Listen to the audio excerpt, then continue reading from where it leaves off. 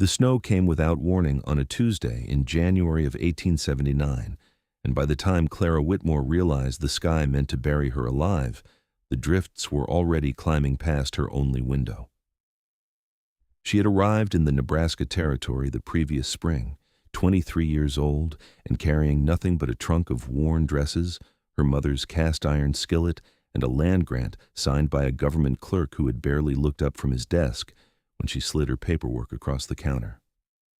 The clerk had smiled thinly and told her that a woman alone on the prairie was either very brave or very foolish, and Clara had told him, with the kind of quiet steadiness she had inherited from her father, that she intended to be the former. The sod house she had built with the help of 2 neighboring homesteaders, the Perkins family who lived 4 miles to the east, was small by any measure. 12 feet wide and 14 feet long, with walls cut from thick prairie sod that she had stacked herself brick by brick until the structure rose to just above her head. The roof was timber and sod both, laid across 3 salvaged crossbeams that an old trapper named Elias Grubb had sold her for $2 silver and a jar of preserved plums. The single window faced south, which the Perkins family's eldest son, a quiet boy named Thomas who was barely 18, had told her was the direction of the most winter light. She had trusted him on that point. She trusted most things that could be demonstrated with reason. The house was hers. That was what mattered.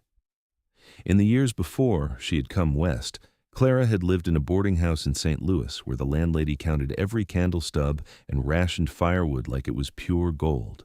And before that in her father's house in Ohio, where the law and the land had passed to her uncle the moment her father drew his last breath. No one had asked her opinion on either matter. Women in 1879 were not often asked their opinions on matters of land or law, and Clara had grown accustomed to the particular exhaustion of being overlooked. But the prairie did not overlook her. The prairie expected everything from everyone equally, and she had found, in those first difficult months of breaking sod and hauling water and learning which roots were edible and which were poison, something close to dignity. She had planted winter rye in October and watched it green up beautifully before the first hard frost. She had a small store of smoked venison hanging from the ceiling crossbeam, a barrel of cornmeal, dried beans, salt, and 24 jars of preserved vegetables she had put up herself over the summer.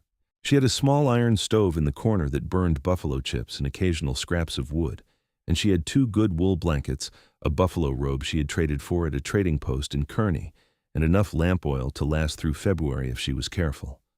She had, by all reasonable measure, prepared well. She had not prepared for 3 days of continuous blizzard beginning January 14th. The first day, she was not worried. Snow was expected. She had already seen 2 decent storms since November, and she knew the thick sod walls held heat in a way that frame houses did not. She kept the stove burning low, rationing her supply of dried chips, and she spent the day mending a tear in her heaviest skirt and reading from the single book she had brought with her from St. Louis, a battered copy of Jane Eyre with a cover that had long since separated from its spine. She ate a modest supper of beans and cornbread, listened to the wind hammer at the walls, and slept well enough. The second day, the wind rose to something she had no word for. Not a howl, something deeper. A roar that seemed to come from below the ground as much as above it, a sound like the land itself turning over in pain. She tried to open her door in the morning to check the snow depth and found it would not budge. She pushed harder, put her full weight against the wood, and felt the resistance of something dense and cold and absolute on the other side. The snow had drifted up against the door overnight, packing itself solid in the way that only prairie blizzards could manage, the wind pressing it into the gaps and hollows until it became almost like stone. She told herself she was not afraid. She made tea from the last of her dried chamomile, sat close to the stove, and told herself that the storm would break by evening. It did not break by evening. On the third morning, she woke to darkness. Not the comfortable darkness of early dawn, not the familiar black of a clouded winter sky through her south-facing window, but a total, smothering darkness that told her, before she had even fully risen from her blankets, that the snow had reached the window. She lit the lamp with hands that were steadier than she felt, and stood in the small orange glow of her 12 by 14-foot world and looked at the window and saw nothing but white packed tight against the glass. The wind was still roaring. The stove had gone down to coals in the night, and the air inside the house was sharp with cold, the kind that bit at the nose and fingertips immediately. She fed the last of her chip supply into the stove and sat on the edge of her sleeping pallet and did something she had not done since the night her father died. She cried. Not long and not noisily, because Clara Whitmore was not a woman given to dramatic expression, but she let herself have 2 full minutes of honest grief and fear, and then she wiped her face with the hem of her sleeve and began to think. The door was useless. She could hear, even over the wind, the compressed solidity of the snow that had sealed it shut. The window was buried. The stove would burn through her remaining chips within a few hours, and then she would have nothing. She was not yet in danger of the air going bad because sod walls breathed slightly, but the cold was a more immediate concern. She pulled on every layer she owned, her work dress over her nightgown, her heavy skirt over that, her coat on top, her woolen hat pulled down over her ears, and she sat close to the stove, and she thought about the roof. The roof was her only way out if the door could not be opened. She had enough presence of mind to understand this clearly. If she could push up through the sod above her, she could climb out through the top of the house and dig herself down to the door from above, or at the very least, get air and signal for help. The problem was that the sod roofing was heavy, laid thick over the timber beams, and she was not certain she had the strength to break through it from below.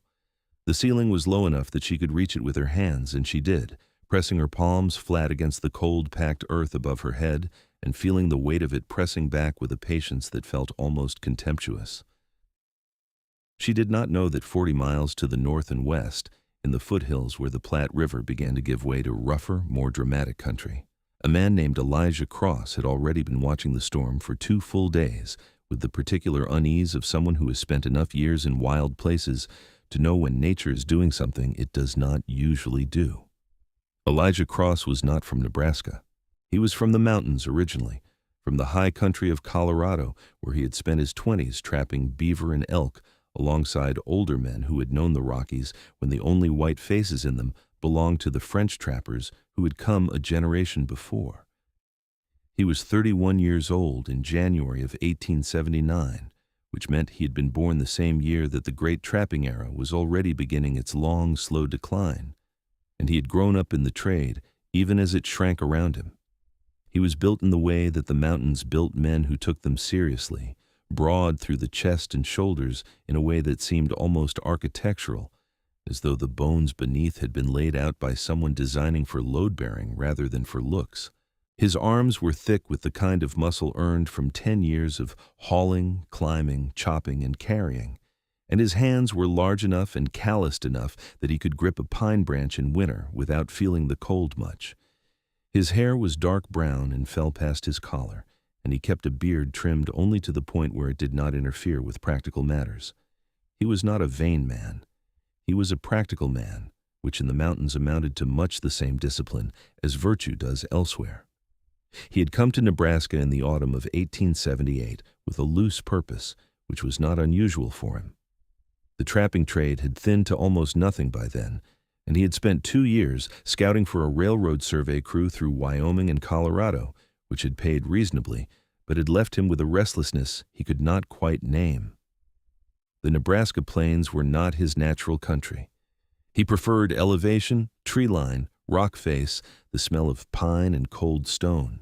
But a man he trusted, an old Crow trader named Follows the Creek, who had spent 40 years moving between the mountains and the plains, had told him the previous spring that the country south of the Niobrara River was good land for a man who wanted to finally put down something more permanent than a camp. Elijah had thought about that for a long time. He had built himself a rough cabin in the hills above the Loup River in October, working fast and well because he knew how to build, and because he knew winter in this country would not wait for him to be comfortable before it arrived. The cabin was made of timber he had cut himself and was considerably more solid than most structures in the territory. He had a good stock of firewood, a substantial supply of dried and smoked meat, flour, beans, and salt, and the instincts of a man who had overwintered in worse places than this. He also had a horse, a big buckskin named Drum, who was mountain bred and not prone to panic, though the storm had stressed even Drum's considerable composure. He had been watching the blizzard from his cabin window for 2 days when it began to ease on the morning of the 3rd day.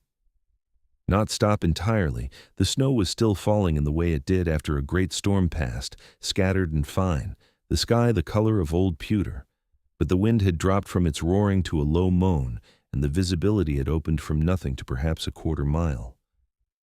Elijah stood in the doorway of his cabin and looked out at a world that had been completely rearranged.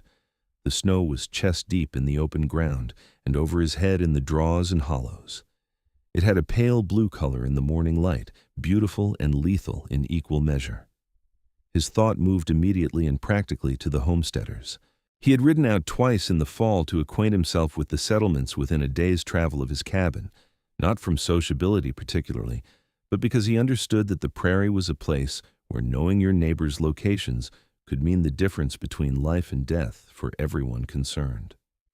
He knew about the Perkins family to the east and their 2 sons in their solid frame house that had a good cellar. He knew about the old German farmer named Schwartz, who lived alone to the south with a pair of mules and an apparently inexhaustible supply of sauerkraut. And he knew about the woman. He had seen Clara Whitmore exactly once in early November, when he had ridden toward Kearney for supplies and had passed her property a mile to the south of his usual route. She'd been outside that morning, on her hands and knees in the frozen dirt, trying to fix a loose sod brick at the base of her wall before the ground froze solid, and she had looked up when she heard Drum's hooves and watched him with the calm, assessing gaze of someone who was too busy to be politely welcoming, but was making an honest evaluation. He had stopped, and they had talked for perhaps 20 minutes. She had told him her name and her land-grant situation with the direct brevity of someone who had learned not to waste words explaining herself. He had told her his name and that he had built up in the hills. She had told him the sod was good insulation, but that she was concerned about roof drainage and spring thaw. He had given her his honest opinion on the matter, which involved regrading the soil on the north side. She had thanked him with the same directness she gave everything and gone back to her wall. He had ridden away thinking about her for longer than he expected. There was something in her manner that reminded him of the mountains in a way he could not articulate precisely. A self-possession, a willingness to look at hard things directly without flinching or dressing them up in softer language. He had thought about stopping again through November and December and had not done it, which was its own kind of information about the state of his feelings, because Elijah Cross had never in his life avoided doing something out of anything as undignified as nervousness. Now, standing in the doorway of his cabin with the storm dropping to a manageable thing and the new world of white spreading in every direction, he thought about her small sod house a mile or so south of his usual line and felt something tighten in his chest that was not quite fear, but was closely related to it. A sod house in a blizzard of this magnitude was not the same as a frame house with a good cellar. The drifts would have pressed against every south-facing surface, and the door and window and the house could be entirely buried. Entirely buried. He said it to himself plainly, the way he always made himself say difficult things plainly, because softening language only delayed response. He saddled Drum in the time it took most men to find their boots. He packed rope, a short-handled spade, his skinning knife, extra blankets, and the last of a cooked venison haunch he had been working through since Sunday. He broke a path through the snow around the back of his cabin to reach the open ground, and then he pushed Drum into the drifts and let the horse find his way through them with the careful, powerful intelligence that good mountain horses had in deep snow. The going was slow and punishing even for a horse as capable as Drum. The drifts ran chest-high on the animal in the open stretches, and the horse had to rear and push forward repeatedly to break through the worst of them. Elijah kept his weight forward and low, and spoke to the horse in a steady low murmur that was not quite words, just the sound of a calm voice pushing back against the cold in the effort. He followed the rise of the land south, using the topography he had memorized in the fall, counting on the fact that the hills ran in a particular direction that would bring him out above the woman's property if he maintained his bearing. He smelled the smoke before he saw anything. A thin thread of it, barely visible against the gray sky, rising from what appeared at first to be nothing but an unbroken field of white drifts. He pushed Drum toward it, and the closer he got, the clearer the geometry became, the slight rectangular hardness beneath the snow that told a trained eye there was a structure under there, not just drifted against, buried. The snow was over the roof. He was off the horse before Drum had fully stopped, his boots punching through the top crust of the snow and sinking to his thighs in the cold below. He pulled himself out and moved forward on the surface of the drift, testing his weight on the harder packed layers the way he had learned to cross crusted mountain snowfields, rolling his weight across the width of his foot to distribute it. He worked his way to the approximate center of the buried roof and stopped and listened. Then he called out. His voice was a big voice, deep and carrying, the kind that had traveled long distances across mountain valleys. "Hello, the house, can anyone hear me?" He pressed his ear close to the snow and listened. Below him, inside the buried dark of her 12 by 14-foot world, Clara had been sitting on her stool with her coat pulled tight and the stove burning on its last chips, and she had been doing the arithmetic of her situation with the unsentimental clarity that she applied to all difficult problems. The arithmetic was not encouraging. She heard the voice and stood so fast the stool tipped over. "Here!" She pressed her hand flat against the ceiling above her, feeling the packed earth and sod and the several feet of snow that lay above it, and she shouted with everything in her lungs. "I am here! I am inside!" Elijah heard it, muffled and compressed, but absolutely present. He closed his eyes briefly in a relief that moved through him like a physical thing, a loosening of something that had been very tightly held from the moment he had seen that thin thread of smoke. He pulled the spade from his pack and went to work. The work was difficult, and it was specific. You could not dig straight down with reckless speed when there was a living person below, because the snow and debris had to go somewhere, and it could not go down. He worked in a spiral, casting the broken snow and chunks of loosened sod out and away from his dig site, establishing a hole that was wide enough at the top to allow him to work inside it. The packed snow cut cleanly with the spade and came away in blocks that he could lift and toss. The cold was sharp in his lungs, and his breath made great clouds in the still air. He worked steadily, without hurry but without pause, the rhythmic efficiency of someone for whom physical labor was not a hardship to be overcome, but simply the primary language of life. Below, Clara heard the sound of the digging with a feeling she had no adequate vocabulary for. She had been managing her fear carefully and precisely for 2 days, keeping it behind a wall the way you kept a difficult horse behind a fence, and now the sound of that spade was dismantling the fence from the outside, and she was not entirely sure what the horse was going to do once it was loose. She pressed her hands together and made herself breathe at a normal rate and talked to herself under her breath. "He is digging through. You will be fine. The stove has enough for another hour. You're not frozen. You're not out of air. Be still." She watched the ceiling. After perhaps 20 minutes, she saw the first gray crack of light appear, a thin line of it slicing through the packed sod above her head with the quality of something miraculous. And she made a sound that she was slightly embarrassed by afterward, a small broken sound that had nothing dignified in it at all. Elijah worked the hole wider, reaching down through the sod and snow with his gloved hands to pull chunks free, and then his head and shoulders were inside the opening, and he looked down into the dim orange glow of the woman's small buried world, and she looked up at him from below, and for a moment neither of them said anything. She was standing in the middle of the room with every piece of clothing she owned apparently layered on her body, and her hair had come down from its pins at some point in the last day and was hanging loose around her shoulders, dark brown and slightly wild from sleep and worry. Her face was pale but composed, and her eyes, which he remembered being brown when he had seen her in November, were very dark in the lamplight. There was a redness around them that she had clearly decided not to acknowledge, and he had the good sense not to acknowledge it either. "Miss Whitmore," he said, and his voice came out rougher than he intended. "Mr. Cross," she said. There was a pause in which both of them seemed to recalibrate. "I'm going to need you to climb up," he said. "Can you manage it?" "I believe I can manage a great deal more than climbing up through a hole in my own roof," she said, and the tartness of it made him want to smile, though he held it back because the situation was still serious. "I don't doubt it," he said. "Take a moment to collect what you cannot afford to leave." She moved with admirable efficiency. She packed her mother's skillet and her lamp oil into the canvas bag she used for trading trips. She took the 2 remaining smoked venison pieces from the ceiling hook, her Jane Eyre, her money pouch, and her warmest extra blanket. She rolled all of it inside the buffalo robe and tied it with the piece of rope she kept by the door for bundling firewood. Then she looked at the hole in her ceiling and looked at the distance from her floor to her ceiling and back at him. "I'm not quite tall enough to reach," she said. "Use the stool," he told her. She righted the stool she had knocked over when she first heard his voice and stood on it and reached up, and he reached down, and their hands met in the cold air above her head, and his grip closed around her forearms, and he lifted her as though the weight of her and all her bundled belongings combined was not a remarkable thing, pulling her up through the hole and out into the gray January day with a smoothness that should not have been possible but was. She stood on the snow-covered roof of her buried house with the cold air hitting her face, and she looked at the changed white world all around her, and she breathed. Just breathed.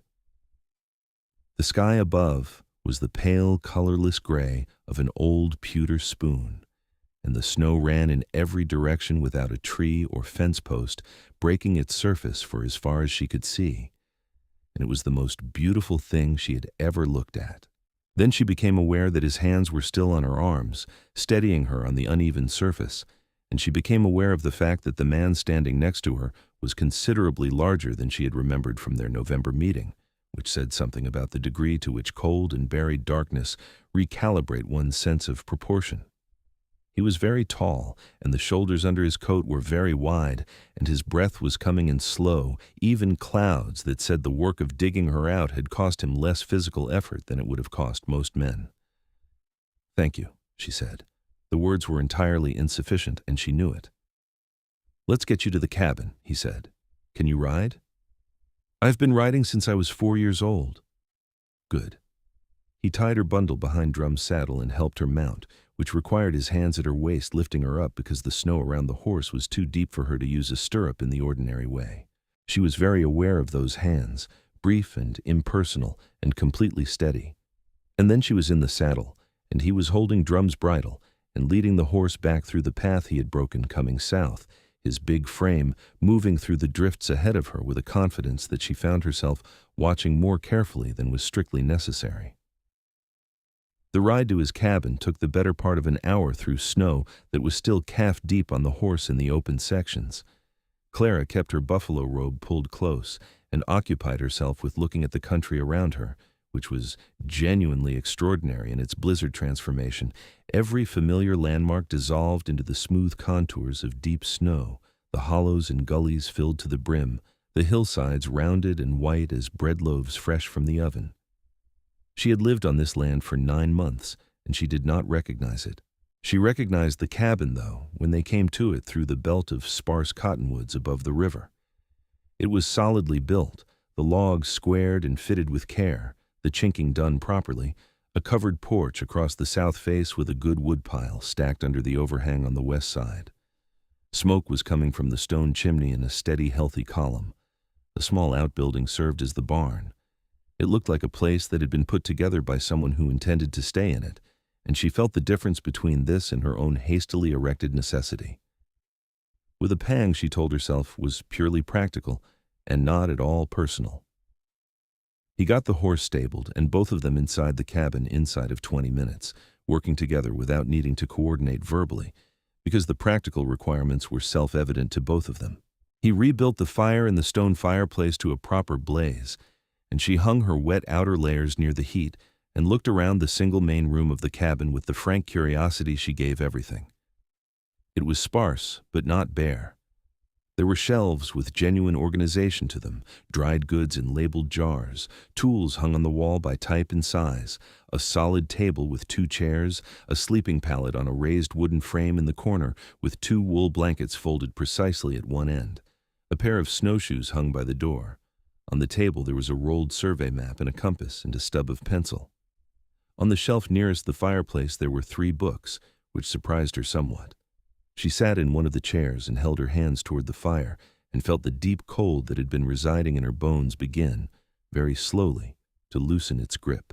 Elijah set a pot of water to heat and cut bread from a loaf he had baked 2 days ago, and set out dried meat and the last of some hard cheese, and put it all on the table between them without ceremony. "Eat," he said, and sat down across from her. She ate. They both did, in a silence that was not uncomfortable. When the water was hot, he made coffee from a small supply of ground beans and put the cup in front of her, and she wrapped both hands around it and said, "How long have you lived up here?" "Since October." "Before that?" "Colorado mostly, Wyoming, sometime in Kansas." "You were a trapper?" "Was, then a scout." "And now?" He looked at her over his own cup, and there was something in his dark gray eyes that considered the question carefully before answering. "I am not entirely sure yet," he said. She nodded as though that was a perfectly satisfying answer, which, considering her own situation, it rather was. The storm finished dropping its scattered remnant snow by midday, and the sky began to show a thin, watery blue above the west ridge. Clara went to the cabin window and looked south toward where her house was buried, a mile away across the white plain, invisible from here.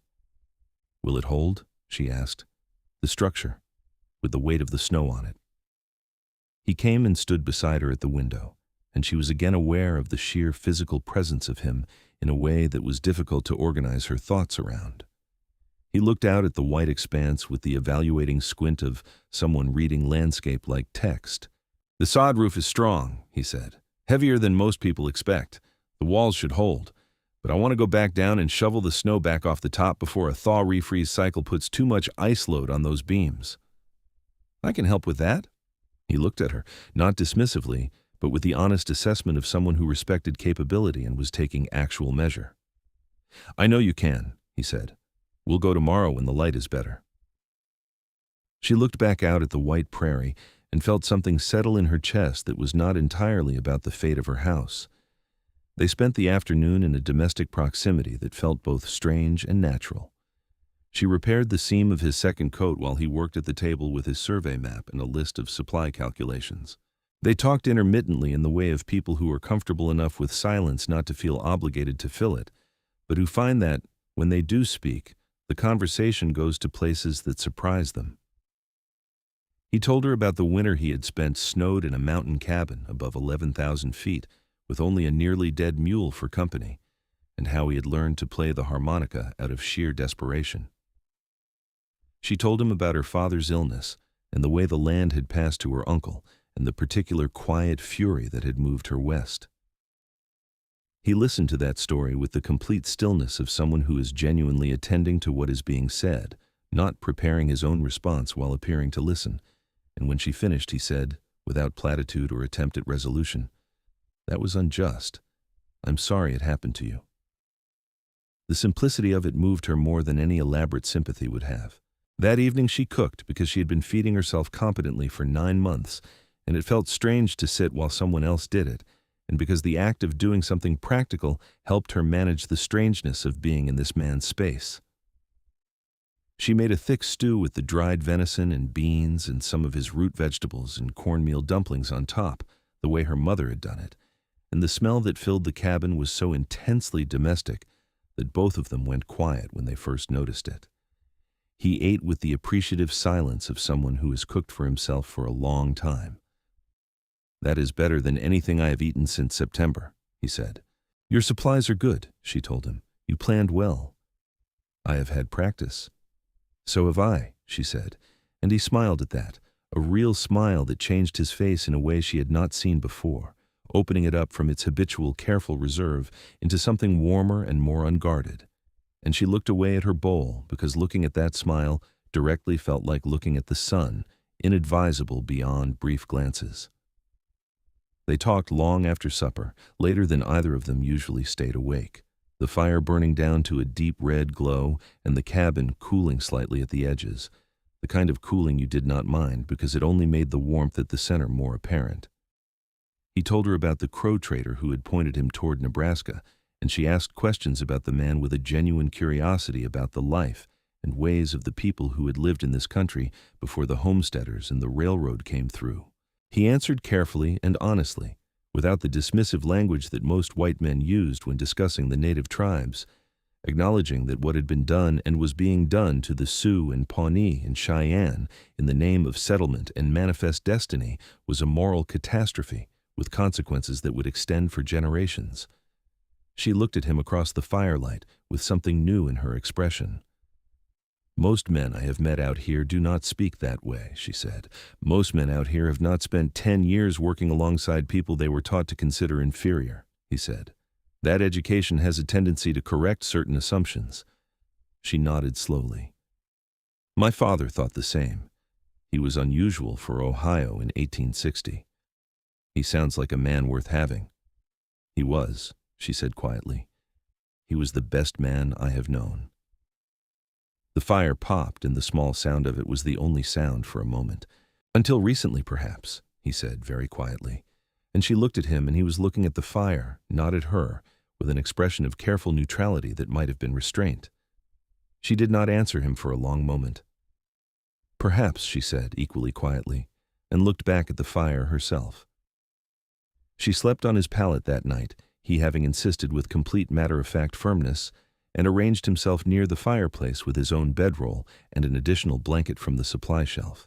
And she lay in the dark and listened to his breathing, slow and even, out into sleep, and felt the curious doubleness of feeling both safer than she had felt in 3 days, and more unsettled than she had felt in much longer than that. She woke to the smell of coffee and the sound of him moving quietly around the cabin, stoking the fire with the practiced economy of someone trying not to wake her. The sky in the east window was just beginning to go pale pink. She sat up and said good morning, and he turned and said good morning back, and the ordinary exchange of it felt like something that had been happening between them for years. They rode south together after breakfast with the shovels and a pickaxe for breaking the hard-packed drifts. The day was brilliant, the sun coming off the snow with an intensity that made both of them shade their eyes, and the cold was sharp and clean and dry. The best kind of winter cold in open country, the kind that made you feel very alive as long as you kept moving. The house looked smaller under its white cap than she had imagined it would. The snow had built up over the whole structure into a smooth, rounded mound, the angles of the walls invisible, the chimney stub barely poking up from one end. The hole Elijah had dug through the roof the previous day was still there, a dark opening in all that white, and Clara stood and looked at it for a moment with a feeling she could not quite categorize. The terror of those last hours inside it had faded with sleep and warmth and distance into something that already had the quality of a story she would one day tell rather than an experience she was still inside of.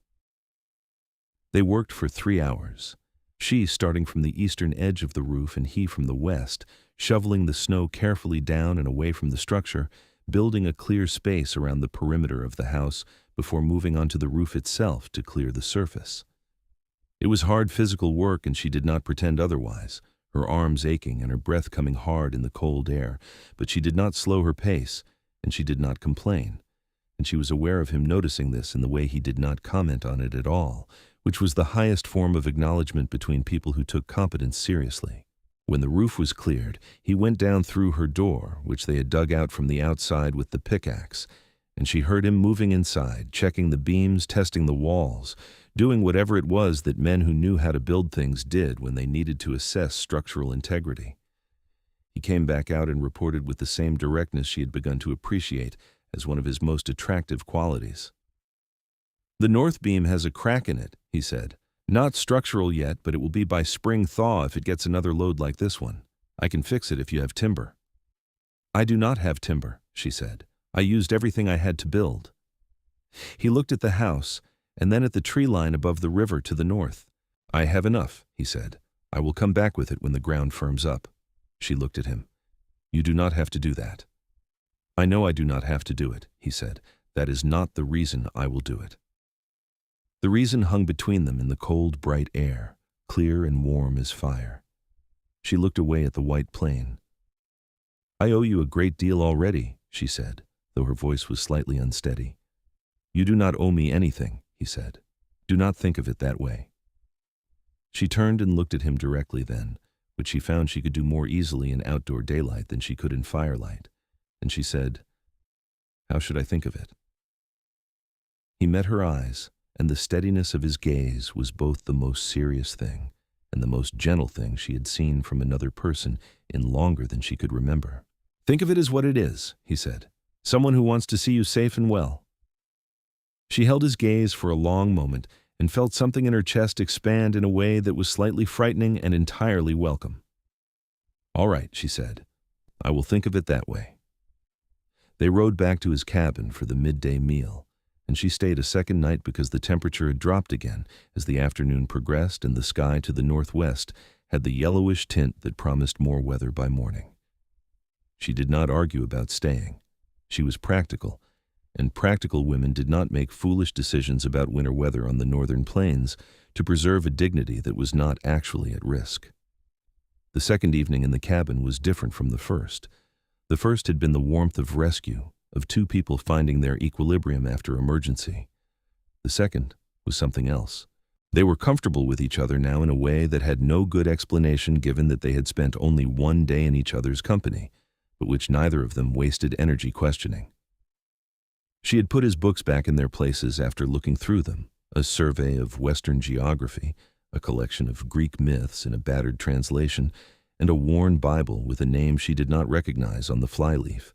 He had asked her about Jane Eyre, which he had seen in her bundle, and the discussion that followed lasted through supper and well into the evening, because he had, somewhat to her surprise, already read it. "Where did you get a copy of Jane Eyre at 11,000 feet?" she asked. "A French trapper named Beaumont had one," he said. "He claimed it was his wife's and he carried it for sentimental reasons. But I saw him reading it often enough to know better." "What did you think of it?" He considered. "I thought Rochester was a man who confused the consequences of his own choices for tragedy," he said, "and that Jane was far clearer sighted than most people in the story gave her credit for." She stared at him. "What?" he said. "Nothing," she said. "I'm just somewhat revising an assumption." "What assumption?" "That mountain men did not think much about the interior lives of fictional characters." He looked at the fire with the hint of that smile again. "We have a great deal of time alone in winter," he said. She laughed, a genuine one, and the sound of it filled the cabin like something new had come in, something lighter and warmer than the fire. His eyes, when he looked at her after that sound, were different.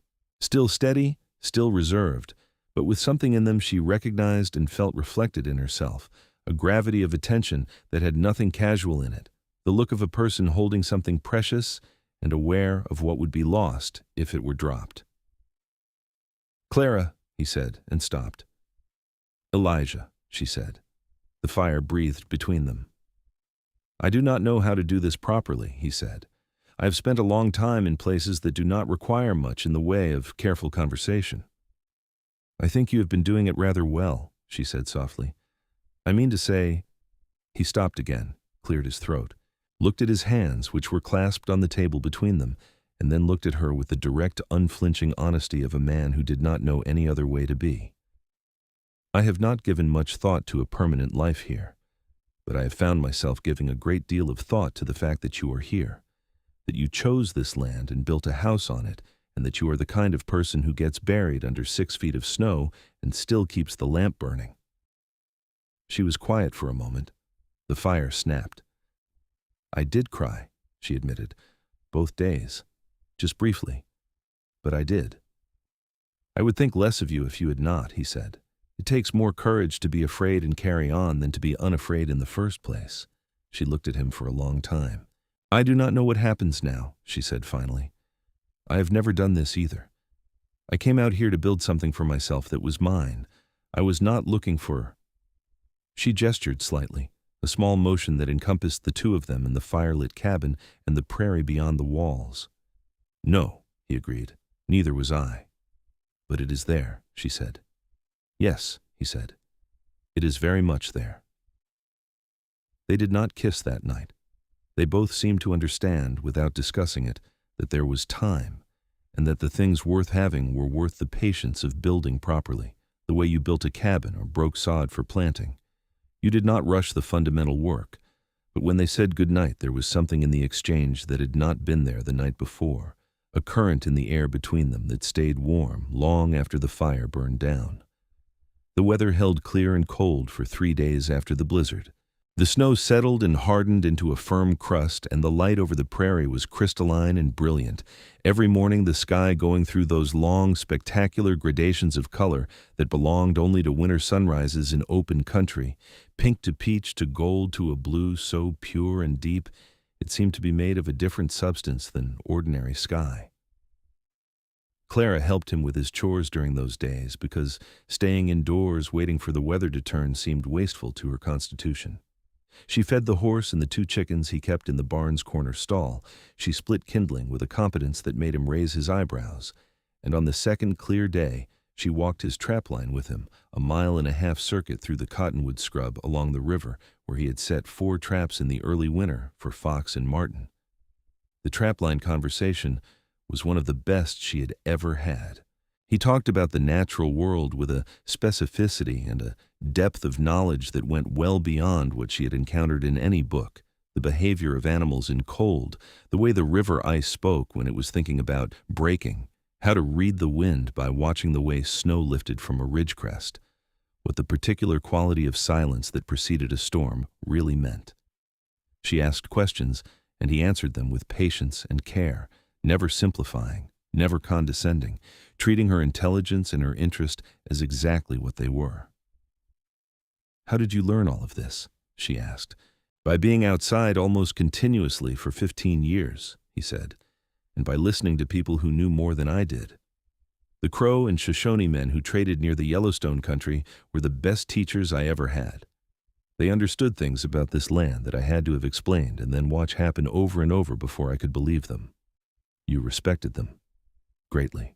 More than most of the white men I have known." He paused at the first trap, which held a red fox, and did what needed to be done with a quickness and a precision that minimized what had to be minimized. He turned back to her and continued as though there had been no interruption. "There is a kind of blindness that comes from believing your way is the only civilized way. It prevents you from seeing what is right in front of you." "My father would have liked you," she said. He looked at her.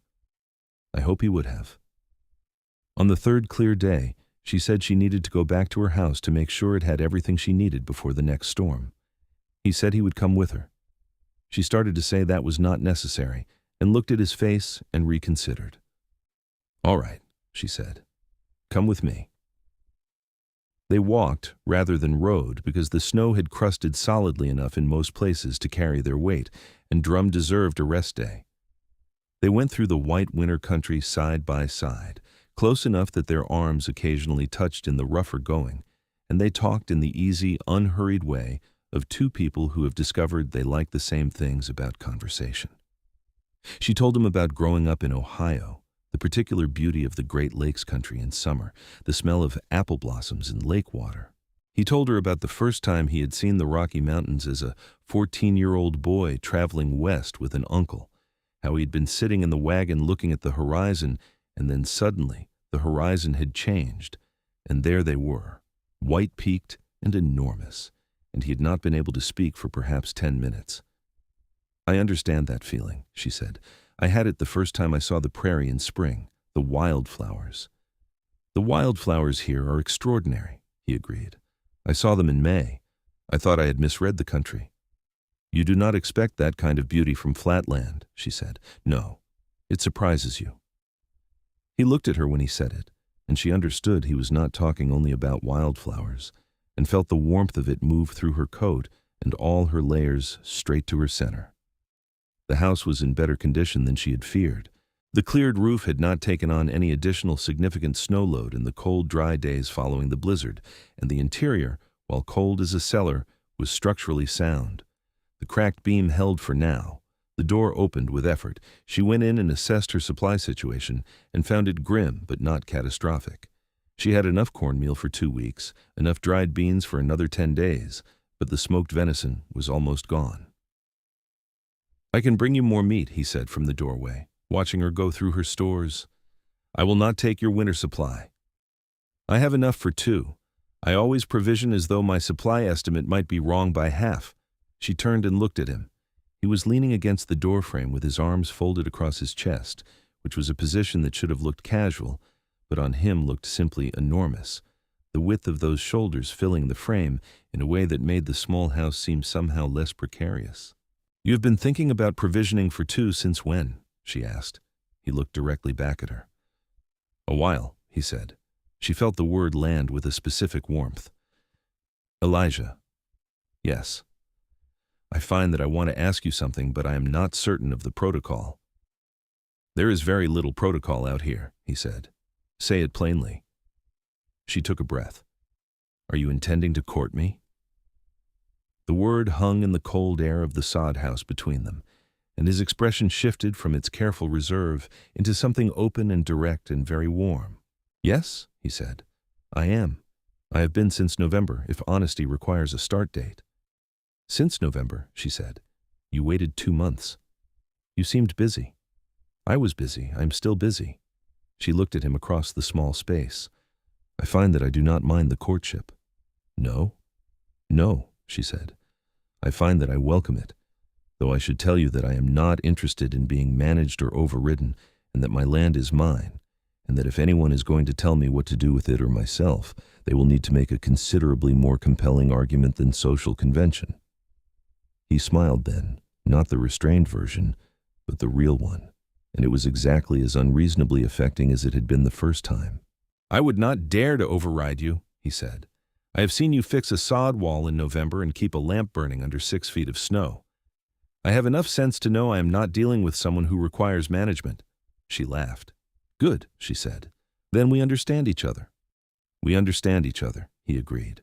She gathered what she needed from the house, which included her box of seeds for spring planting that she would not leave to a possible thaw refreeze, and they walked back to his cabin under a sky that had begun to show the first high clouds of the next approaching weather system, walking close enough that their hands brushed with every other step, until finally she simply took hold of his hand, and he closed his big fingers around hers, and they walked the last half-mile like that, neither of them saying anything about it, both of them aware of nothing else. The rest of January was cold and clear with 2 more significant storms, neither as bad as the Great Blizzard, both manageable with company and good firewood and the particular resourcefulness of 2 people who had independently proven they could handle worse than this. Clara's house held through all of it, and she spent roughly equal time between her own place and his cabin, which was a situation that existed without discussion or formal arrangement, and which both of them seemed to find satisfactory in exactly the way it was. The Perkins family sent their eldest son, Thomas, through on snowshoes in late January to check on Clara, which was a kindness she returned by sending him back with a jar of her preserved blackberries, and the message that she was well and had a neighbor who had been good enough to see her through the storm safely. Thomas, who was a perceptive young man even if he was quiet, took one look at the direction Clara was looking when she said the word neighbor, and went home and told his mother that Clara Whitmore was going to be just fine. In February, the thaws began. The temperature seesawed from bone cold to almost mild, and the snow softened and refroze in cycles that made the travel treacherous but beautiful, the crust catching the light in ways that made the whole prairie sparkle at certain angles, as though every surface were made of crushed glass. Elijah came to her house with the timber he had promised, and spent a long, cold February day replacing the cracked beam with a new one he had cut and squared himself, working with the tools of his trade with an economy and precision that she found herself watching from the corner of the room more than was strictly necessary for any useful purpose. She made lunch while he worked, and he ate it standing in his coat because he was not done yet, and did not want to let his body cool down fully before he finished. She handed him the bowl, and he took it without dropping either the bowl or the chisel he had not quite put down yet. And she said, "How do you do that with your hands?" And he said, "Do what?" And she said, "Hold 12 things at once without dropping any of them." And he looked at the bowl in one hand and the chisel in the other and said, "Practice, I expect." And she said, "Show me your hands." And he held them out, both of them, the bowl balanced in the right and the chisel resting across the left. And she looked at those hands, the size of them, the absolute network of calluses and small scars that constituted a complete biography of physical work, the steadiness, the strength that was so fundamental it seemed like a property of the material rather than a thing he was doing. "You built your cabin alone?" she asked. "Yes." "How long did it take?" 6 weeks. I started the day after I arrived and finished 2 days before the first freeze. She looked up from his hands to his face. He was looking at her, looking at his hands. 6 weeks alone, she said. It keeps you focused, he said. You do not have time to think about much beyond the next wall. I built my house in 3 weeks with help, she said. I thought that was good going. For sod, it is excellent going. You're not just saying that. I do not just say things. No, she said. I know you do not.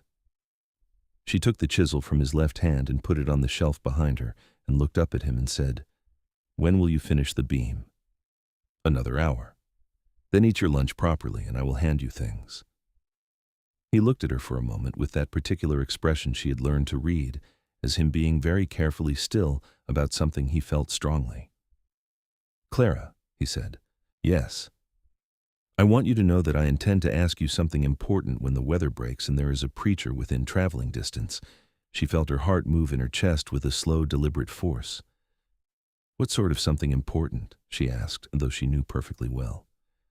"The most important kind," he said. She took a breath. "Then I want you to know," she said, "that I intend to say yes." The bowl was still in his right hand, and the ceiling beam was still needing work above their heads, and the February light coming through the south window was thin and pale and beautiful, and he leaned forward and kissed her, gently, once, with the same quality he brought to every physical thing he did, complete attention and complete care. When he stepped back, his eyes were very warm, and he looked like a man who had been carrying something heavy for a long time and had been told he could set it down. "Back to work," she said, and handed him his chisel. He laughed, and it was a real one, surprised out of him, and he shook his head and turned back to the beam. She held things for him while he worked, and they talked about spring. There was a great deal to plan. She needed to break additional sod for a larger kitchen garden and get her winter rye fields assessed for winter kill and repair the south corner of the exterior wall, where it had softened slightly from the snowmelt that had found a drainage line during the thaw. He needed to finish mapping his land claim and put in for the official survey and decide whether to plant a kitchen garden or focus on hay for the horse and any additional stock he intended to acquire. "You should have a cow," she told him. "I have been thinking the same. The Perkins family has a heifer they might sell in spring. She is good-tempered and a fair producer, from what Thomas told me." "You know everyone's livestock situation." "I know everyone's everything situation," she said. "You learn quickly on the prairie. Information is a survival resource." "I had noticed," he said, and there was something in his voice that was entirely admiring. March came in loud and variable, the way March always did in the Nebraska hills. One day warm enough to work outside in shirt sleeves, and the next day hurling ice pellets horizontally across the open ground. The snow retreated in patches, leaving the prairie striped with white and the pale dead brown of last year's grass. And underneath the dead grass, the new growth was already coming, hair-thin and green gold, reaching up through the cold with the particular stubbornness of living things. Clara's winter rye had taken some losses from the worst of the cold, but less than she had feared.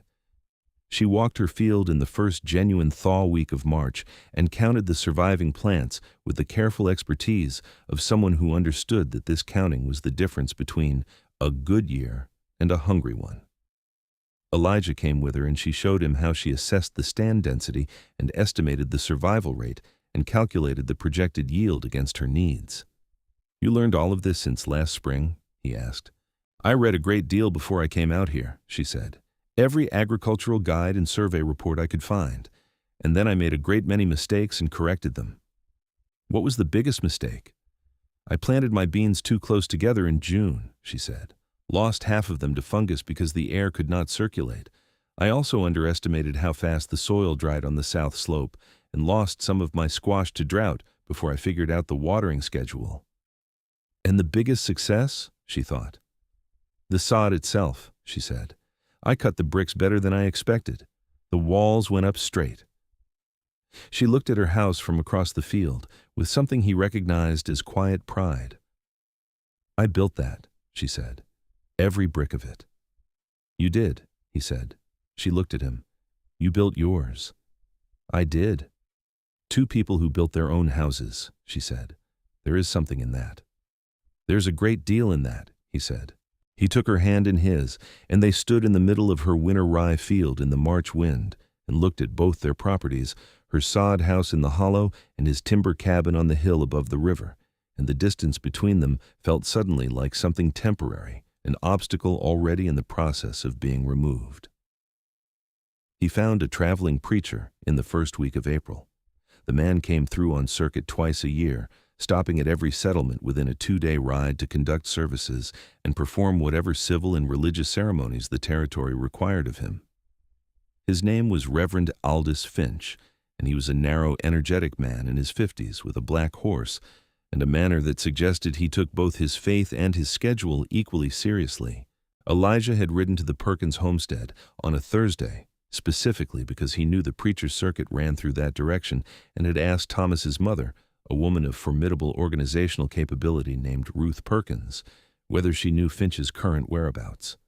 She had told him, with the expression of a woman who had been expecting to have some version of this conversation for some time, that Finch would be at the Schwartz place on Saturday and at the Perkins farm on Sunday for services. Elijah had thanked her and ridden back. He had arrived at Clara's house that same Thursday evening with his hat in his hand and the look of a man who has made his decision and intends to act on it before he loses his nerve, though Clara, who knew his face quite well by then, recognized that the hat in hand was more courtesy than anxiety. He was not an anxious man. He was a man who felt things very deeply and expressed them very carefully. He knocked on her door, and she opened it, and he stood on her porch in the April evening with the first prairie wildflowers coming up in the draw behind the house, yellow and pale purple, scattered like dropped coins in the grass. "Clara Jane Whitmore," he said, "I have found a preacher, and I am asking you now to marry me, and I am asking you to know that I have thought about nothing else since November, and that I intend to spend the rest of my life seeing to it that you never lack for anything I have the power to provide, and also that I intend to be a man worthy of the woman who built that house and kept the lamp burning." She looked at him in the April light, this enormous, quiet, competent gentleman with his dark hair falling to his collar and his hat in his hands, and she felt the full weight of everything that had brought her to this door and this moment, every loss and every risk and every mile of open prairie and every night alone in the dark, all of it leading precisely here. Yes, she said. Of course, yes. Come inside, Elijah Cross. You are letting in the cold. He came inside and the door closed behind him, and he gathered her in those enormous arms with a gentleness that was entirely inconsistent with their size, and held her with the careful intensity of a man who has been waiting a very long time to hold something he loves and intends to do it right. They were married on a Sunday morning in mid-April at the Perkins farm, with Ruth Perkins beaming as though it were her own affair, and the two Perkins boys standing in their clean shirts and old Schwartz in his Sunday coat, which had an embroidered collar that was completely magnificent. Reverend Finch performed the ceremony with brisk efficiency and evident satisfaction. The wildflowers were blooming across every south-facing slope, and the sky was that particular deep, clear blue that the Nebraska plains reserved for their finest spring mornings. Clara wore her best dress, which was blue calico, and had her hair pinned up with the 2 tortoiseshell combs that had been her mother's. She looked at Elijah across the 10 feet of open air between them as Finch began the ceremony, and he looked back at her with everything he had ever carefully held back about how he felt about her right there in his face, fully visible, no reserve left, and she had to breathe very carefully for a moment to keep her composure. He said his vows in a steady voice that did not waver once, and she said hers the same way, because they were both people who meant what they said and had done their thinking before they arrived. When Finch pronounced them married, Elijah took her face in both hands, those enormous, careful hands, and kissed her with a thoroughness that made Ruth Perkins press her lips together to contain her smile, and old Schwartz nod as though something he had personally arranged had come off precisely as planned.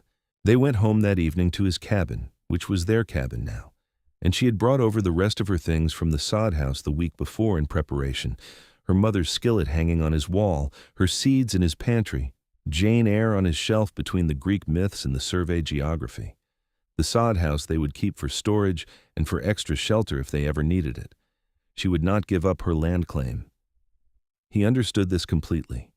Spring broke fully in late April with the energy it always had in the Nebraska hills, the prairie going from cautious tentative green to an explosion of grass and flowers that seemed to happen between one morning and the next. Clara planted her kitchen garden with the seeds she had saved from the summer before and bought additional seed stock from a trading post in Kearney. She extended her winter rye field by a full additional half-acre. He put in a proper hay meadow in the low ground near the river, where the soil was deep and moist, and broke a kitchen garden of his own adjacent to the cabin. They worked their two properties as one enterprise now, moving between them according to the demands of the season, planning together in the evenings at the table with the survey map and the ledger book she kept of supplies and yields and expenditures. He was not a man who required direction to work hard, and she was not a woman who required supervision to manage her affairs. And the combination of these two qualities meant that what they accomplished together in the spring of 1879 was considerably more than either of them could have managed separately. He bought the Perkins heifer in May, a soft-eyed, cream-colored animal that Clara named Patience immediately and without discussion, a name Elijah accepted without argument.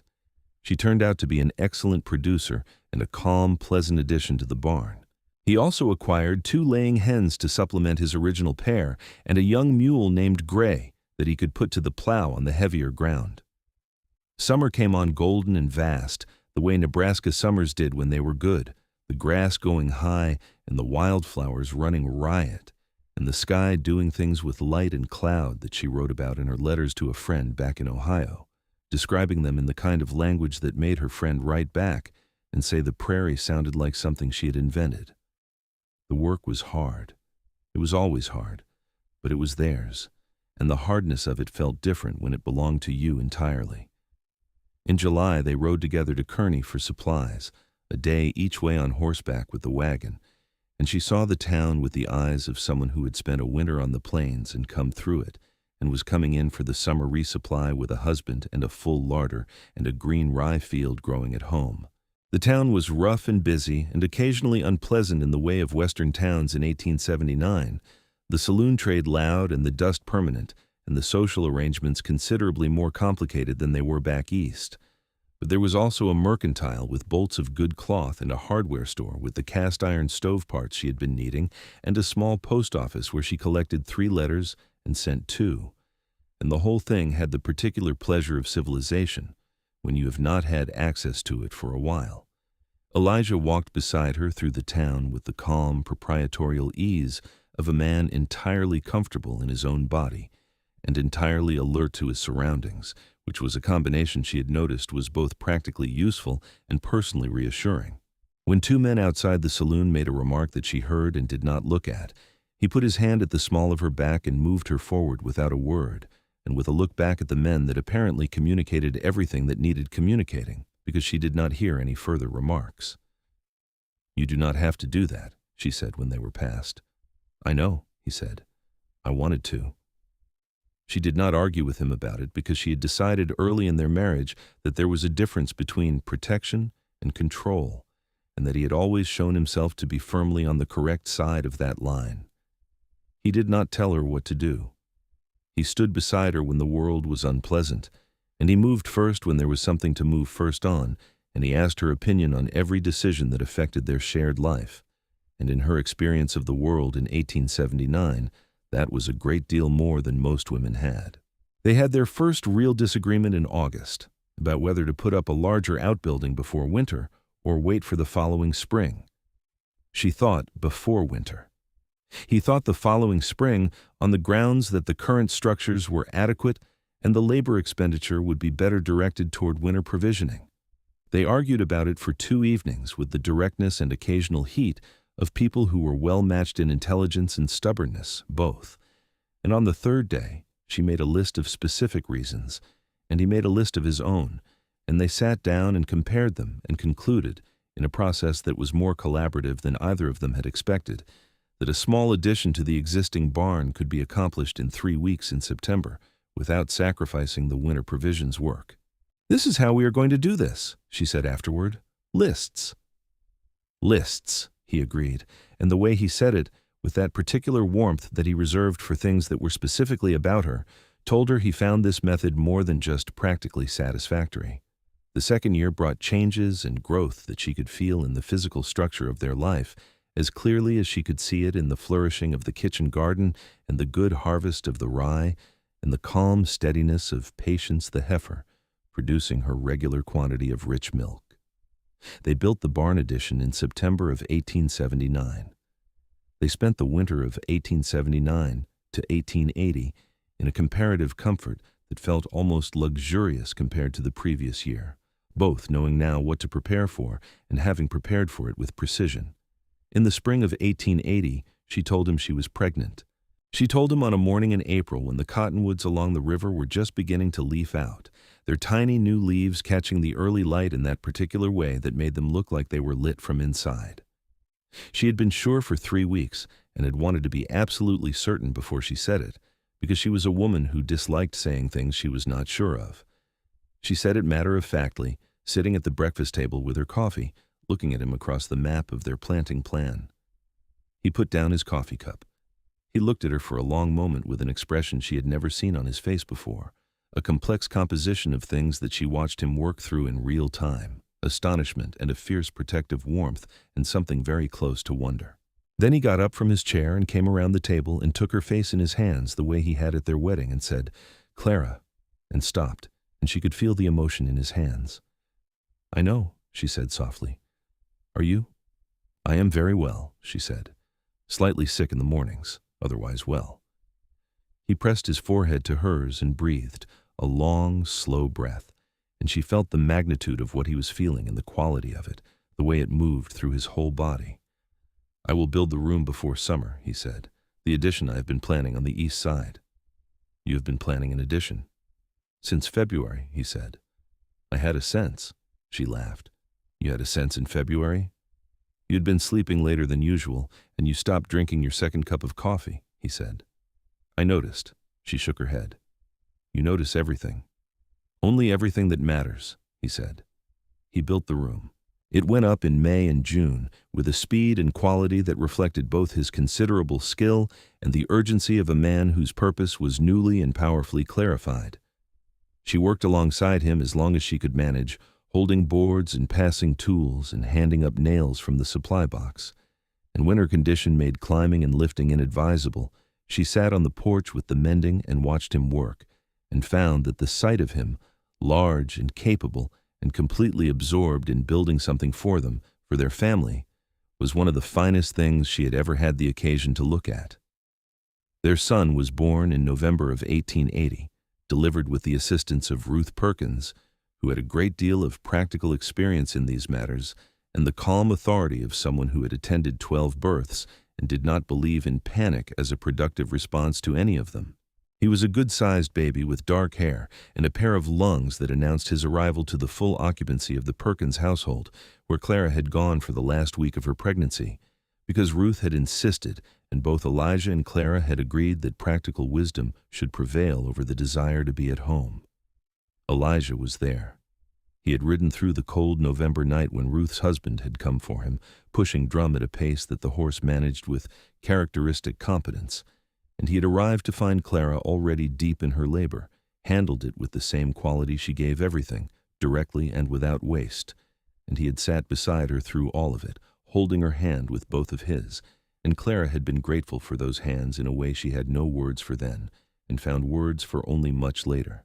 When Ruth placed the baby in his arms, Elijah held his son with a care that was so precise and so total that Ruth Perkins, who had seen many fathers hold many babies, blinked hard and looked away at the wall for a moment.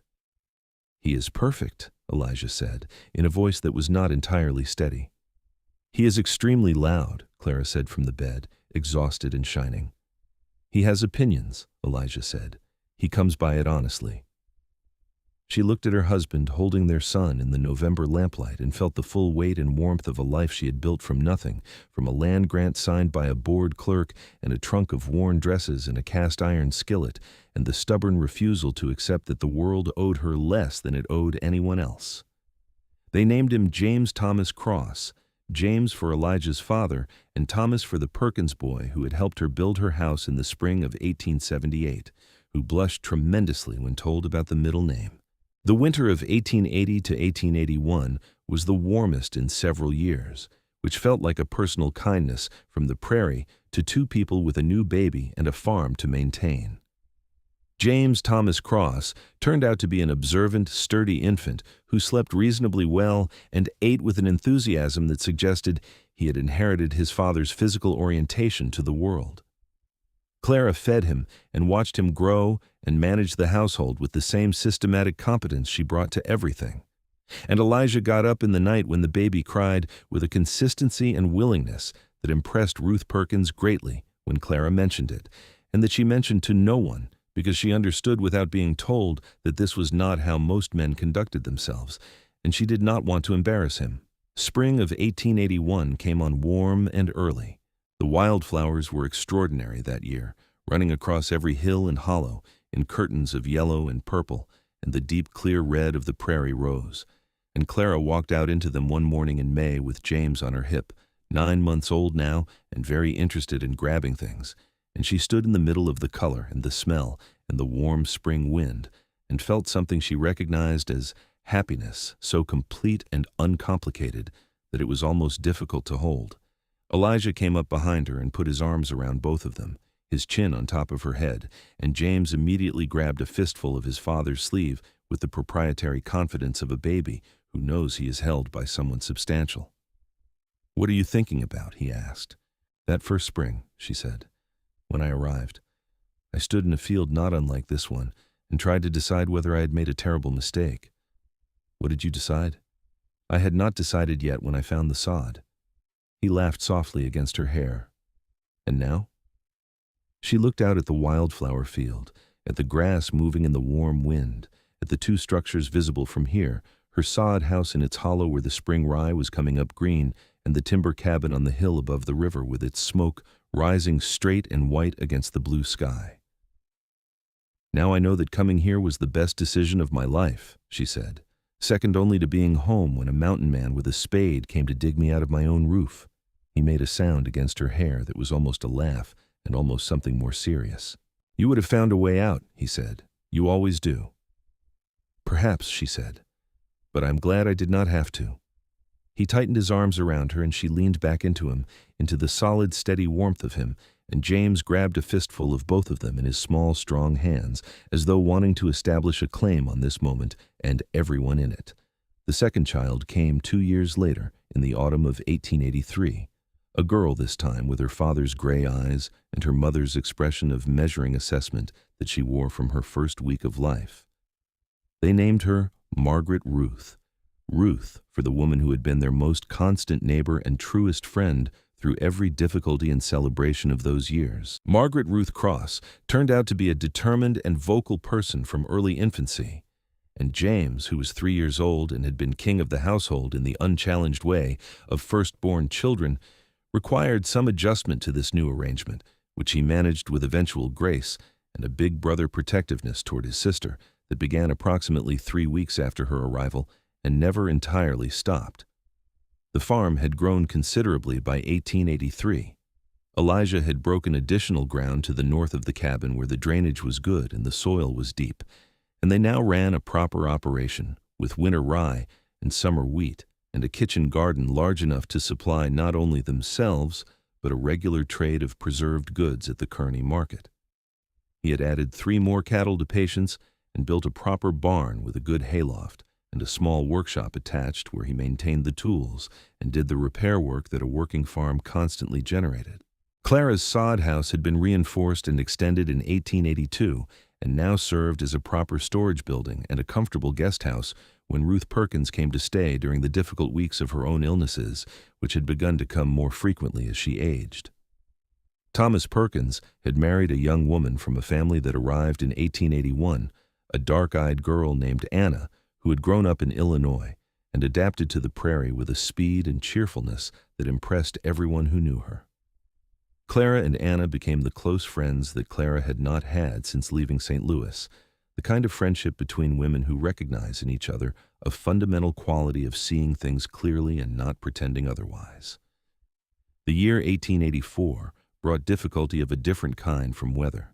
The cattle prices fell badly following the overexpansion of the range cattle industry, and while Clara and Elijah ran no cattle on speculation and were not directly subject to the worst of it, the general economic downturn in the territory meant reduced prices at market for everything they sold, higher costs for everything they bought, and a lean year that tested the margin of comfort they had built. They worked through it the way they worked through everything, directly and together. She went through the household accounts with the same thoroughness she had given her winter provisions in that first terrible blizzard year, and found every place where the margin could be maintained without sacrificing the things that could not be replaced. He put additional effort into the trapline that winter, which he had let thin out in the prosperous years, and the Fox and Martin brought in additional income that filled the gap. They ate simply and worked long, and they were fine. "We have been through worse," she said one February evening when they were going through the accounts by lamplight. "We have," he agreed, writing a number in the ledger in his careful, precise hand. "The first winter was worse. The first winter was considerably worse. And I got through that alone," she said. "We can certainly manage this." He looked up from the ledger at her.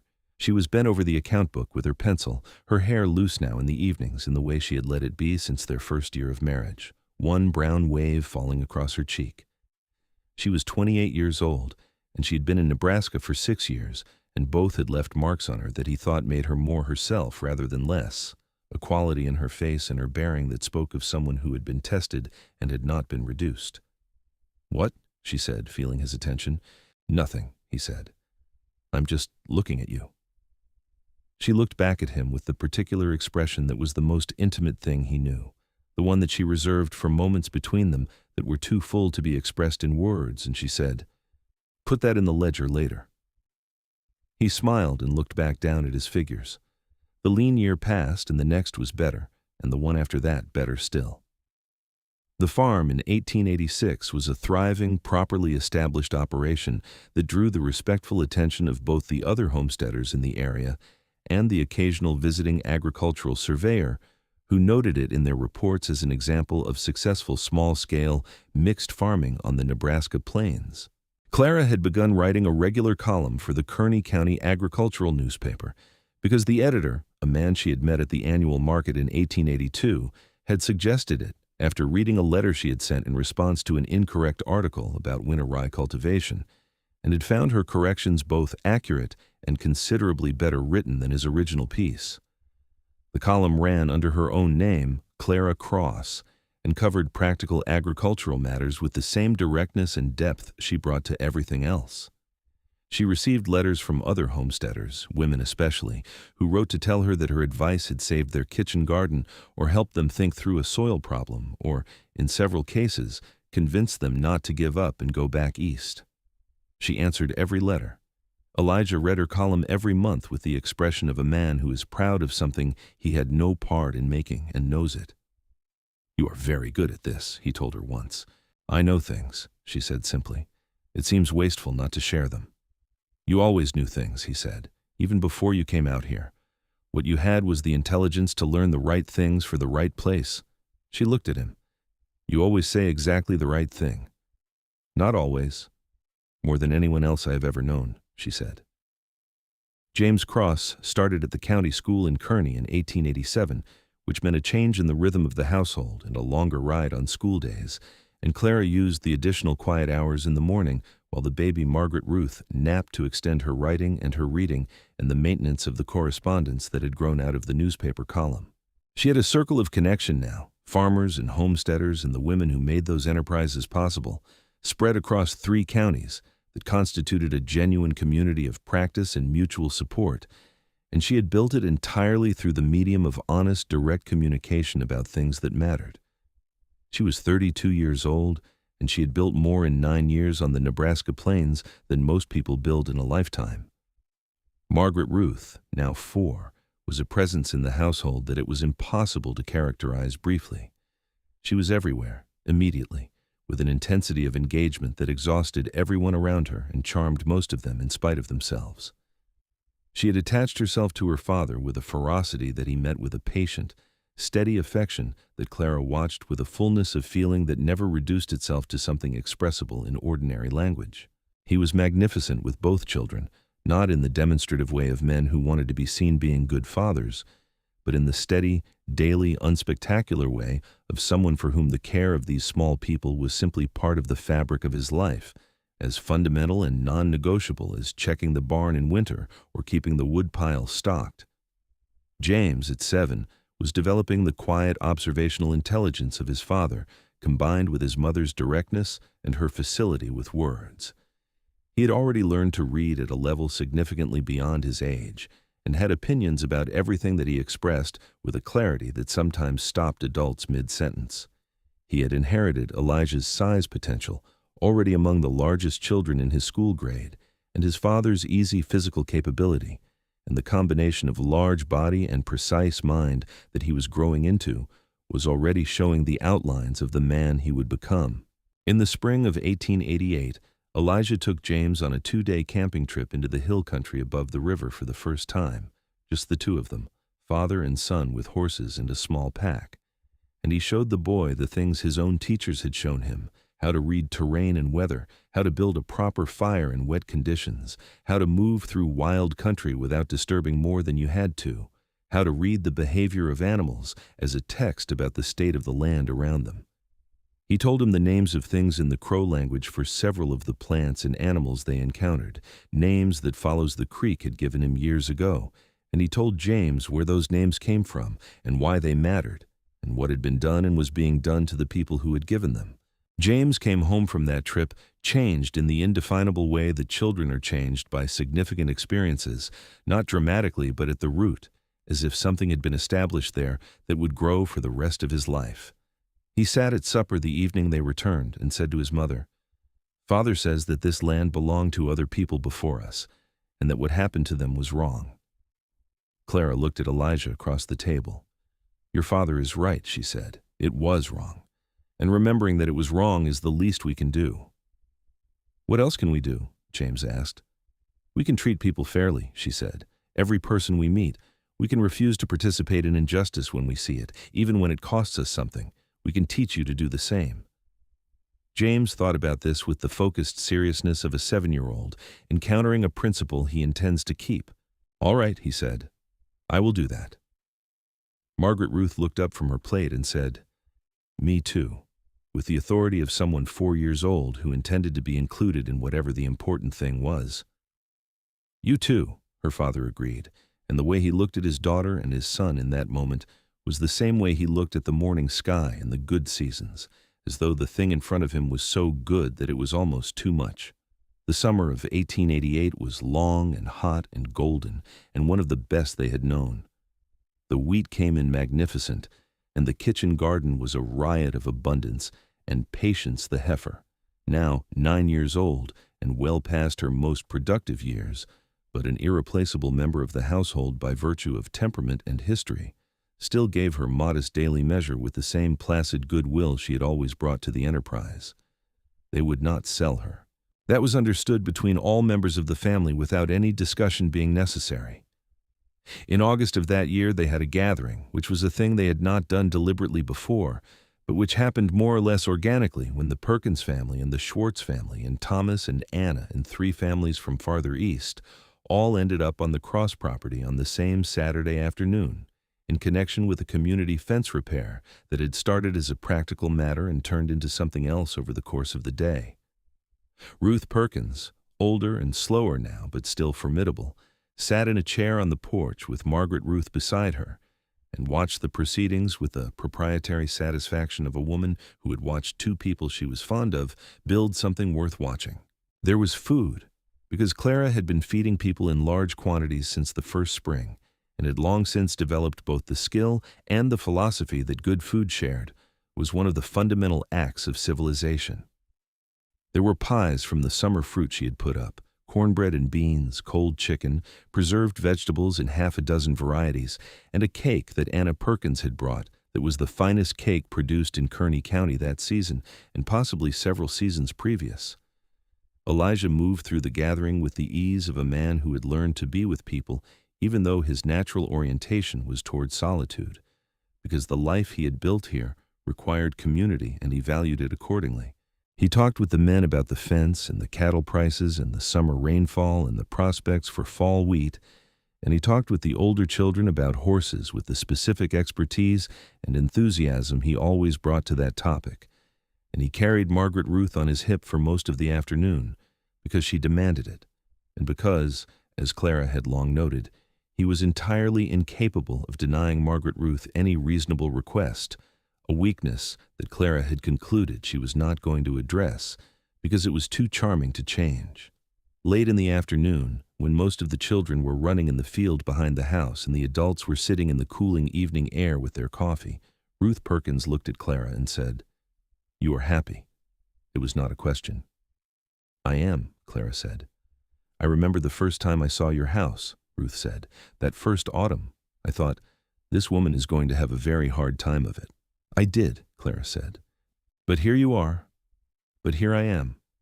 "Here you are," Ruth said again, and looked out at Elijah across the yard with the appraisal of someone who has watched people long enough to have a good eye for the ones worth keeping. "He is a good man," she said. "Better than most." "He is the best man I know," Clara said simply and completely. Elijah, as if feeling the quality of their attention, looked across the yard at his wife, and she looked back at him, and the exchange of it, brief and wordless and entirely complete, carried everything that 10 years of shared life had built between them, the blizzard and the buried house and the fire-lit evenings and the children and the hard years and the good ones, and every morning of those 10 years they had started together. He walked over when the conversation naturally allowed it and sat on the porch step at her feet, and she put her hand on his shoulder as naturally as breathing, and they sat like that in the August evening and let the gathering move around them with the warm indifference of a long love that has stopped needing to be presented to anyone.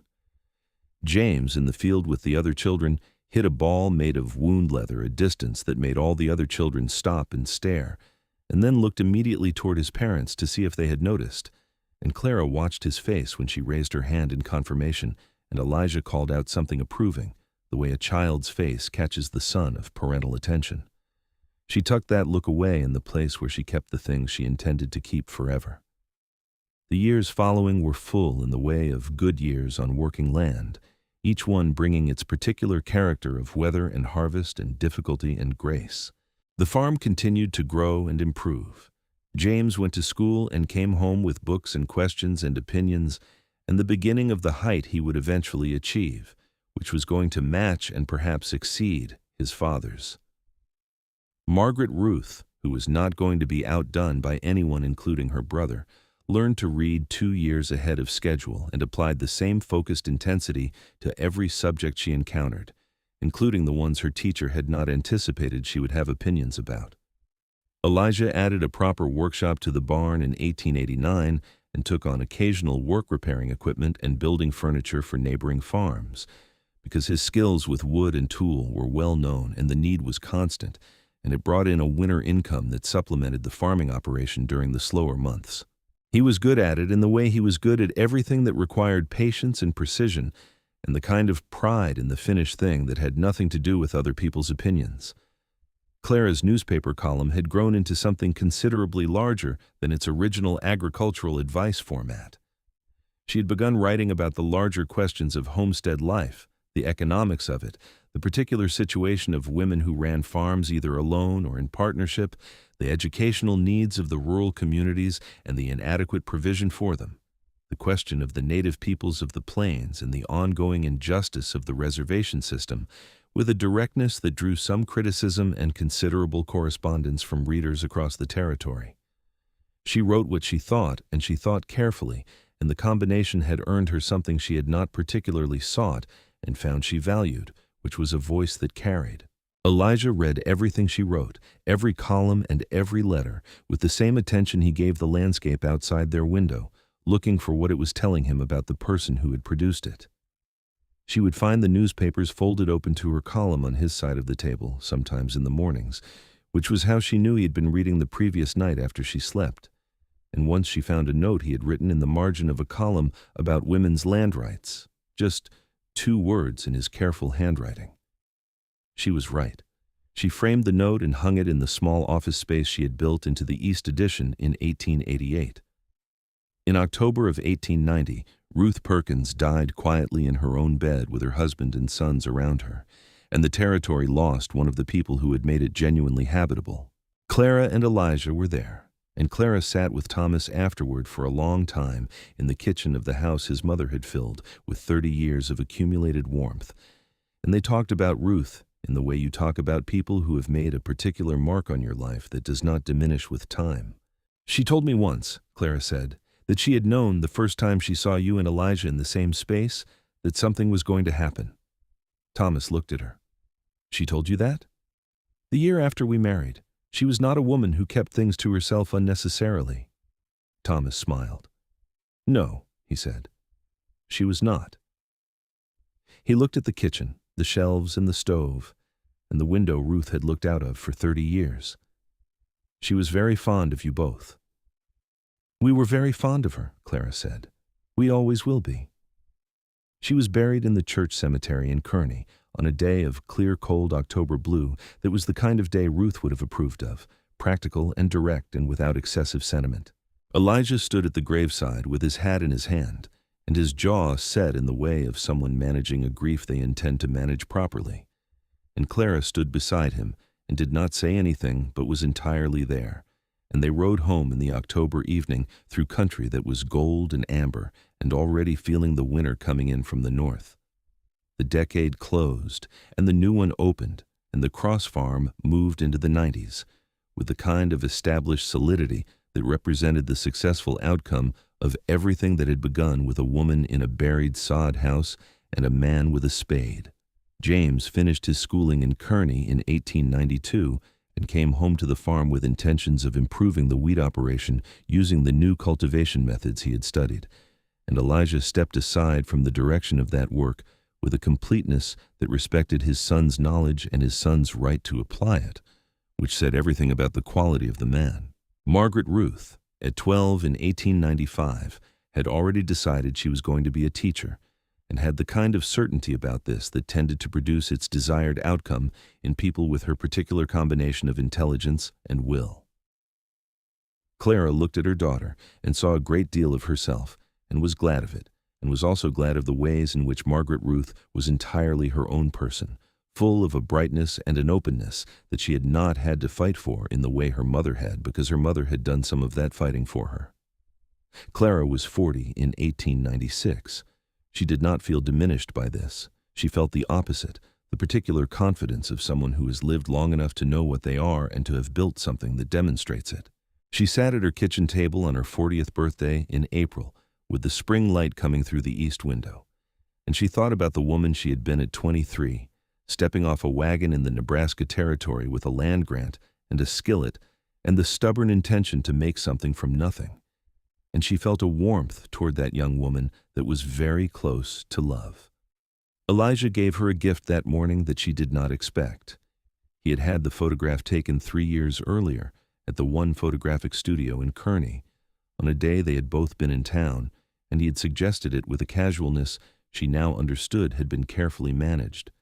The photograph showed the two of them standing in front of the cabin, and she looked at the two people in it with the particular strangeness of seeing yourself as you actually are rather than as you imagine yourself to be.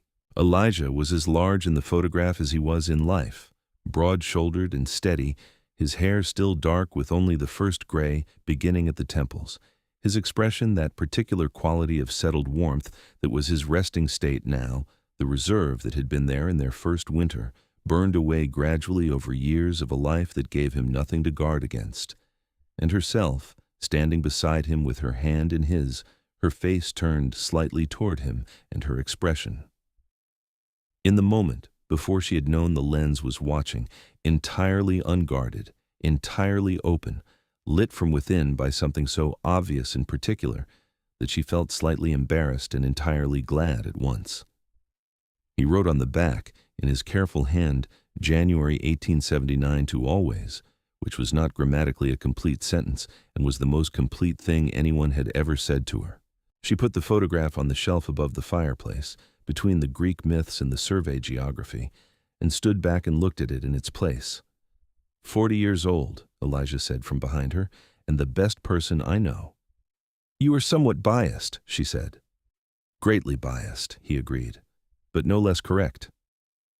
She turned and looked at him, 51 years old and still large enough that he took up more of a room than anyone else in it, his hair longer than the local convention, and just beginning its silver at the temples and edges, his face, the face of a man who had lived outdoors for 35 years and found most of what he had been looking for. He had the look of the mountains still.